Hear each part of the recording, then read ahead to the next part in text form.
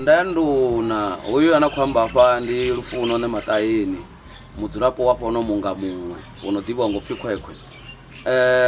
Vha tshi khou mbona so ndi khou baka magwinya hafhaḽani, uri ndi pfhesa ndi khou baka magwinya ndo dzhena tshikolo, nda phasa grade 12 ngene zwo to senda sa vhaṅwe.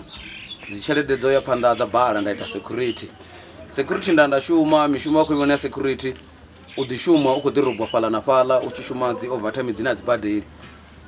Nda fhedzisela mushumo contract i khou fhela nda vhuya fhano hayani, ndi tshi vhuya hayani nda renga flour miya vhana vha thoma u baka. Vha tshi khou baka miya vhana nda vha ndi tshi ḓa navho hanefha nga matsheloni ndi khou vha ḓisa. Nda fhedzisela ndi tshi khou tou vha humbela uri sa izwi vhone vha khou ita business ḓuvha ḽine vha vha siho, a vha ngudisi na miya vhana vha thoma ngo ngudisa u mixa flour. Nda i mixa, ndi khou i mixa nda vha ndi khou ḓi ḓa navho vha ḓi renga ḽiṅwe ḓuvha vha renga east ndi hayani vha ra vha ḓe vha guda u ita magwinya nga magwinya a 10.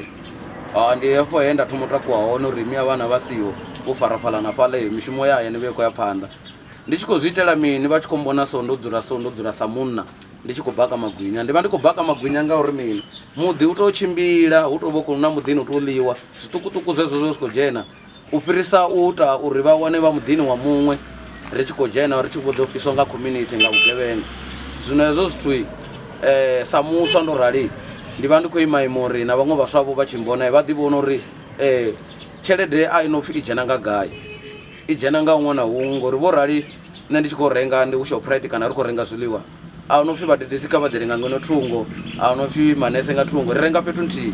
Mafhungo malone ndi u ḓivhudza wa tsitsa tshirunzi fhasi pride wa shuma nda ya nḓuni.